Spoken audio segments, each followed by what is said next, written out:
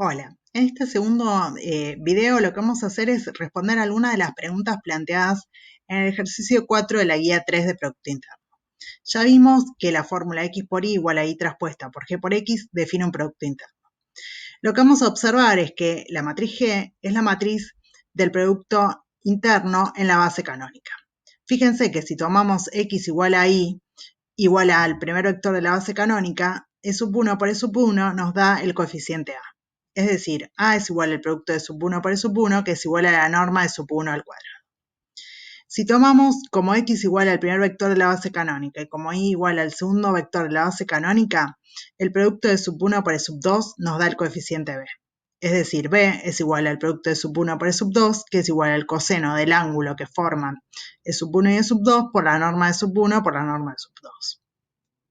Por último, si tomamos X igual a Y igual al segundo vector de la base canónica, lo que obtenemos es que el producto de sub 2 por E sub 2 es igual a C. Entonces, C es igual al producto de sub 2 por E sub 2, que es igual a la norma de sub 2 al cuadrado. La segunda pregunta que vamos a responder tiene que ver con el área del triángulo que forman los vectores E sub 1 y E sub 2. Para ello vamos primero a ver cómo calcular el área del paralelogramo de lados U y B. Entonces, imagínense que tienen un paralelogramo de lados U, B, tendrían vértices 0, U, B y U más B. Y entonces, para calcular el área, lo que vamos a utilizar es la fórmula de base por altura. La base sería la norma del vector B. Y para la altura vamos a calcular la norma de este vector U'. Este vector U' es un vector que es ortogonal al vector B y es de la forma U más alfa por B. Entonces, vamos a buscar cuál es el alfa, pidiendo que U' por B sea igual a 0. Bueno, U' por B nos da U más alfa por B es igual a U por el producto de U por B más alfa por el producto de B por B.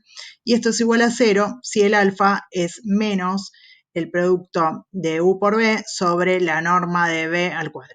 Es decir, U' es igual a U menos el producto de U por B sobre la norma de B al cuadrado por el vector B. Entonces, el área del paralelogramo, dijimos, es el producto de las normas de B y de U', y lo que vamos a hacer es buscar cómo calcular la norma de U' en función de U y B. Entonces, si despejamos, U es igual a U' más el producto de U por B sobre la norma de B al cuadrado por B. El vector U' y el vector B son ortogonales, así que podemos aplicar Pitágoras. Es esta primera igualdad. La norma de U al cuadrado es igual a la norma de U' al cuadrado más la norma del vector U por B sobre la norma de B al cuadrado por B, bueno, la norma elevada al cuadrado. Si sacamos este coeficiente para afuera, lo que nos queda es igual a la norma de U' al cuadrado más el producto de U por B al cuadrado sobre la norma de B a la cuarta por la norma de B al cuadrado. Cancelamos las normas y despejamos la norma de U' al cuadrado. Obtenemos que es igual a la norma de U al cuadrado menos el producto de U por B al cuadrado dividido la norma de B al cuadrado. Entonces vamos a calcular primero el área al cuadrado, es igual a la norma de B al cuadrado por la norma de U', la norma de U', que es la norma de U al cuadrado menos el producto de U por B al cuadrado dividido la norma de B al cuadrado. Cuando distribuimos nos queda la norma de B al cuadrado por la norma de U al cuadrado menos el producto de U por B al cuadrado. Entonces, el área es igual a la raíz cuadrada de la norma de B al cuadrado por la norma de U al cuadrado menos el producto de U por B al cuadrado. Aplicado en el caso del área del triángulo, vemos que el área es un medio de la raíz cuadrada de la norma de sub 1 al cuadrado por la norma de sub 2 al cuadrado menos el producto de sub 1 por el sub 2 al cuadrado.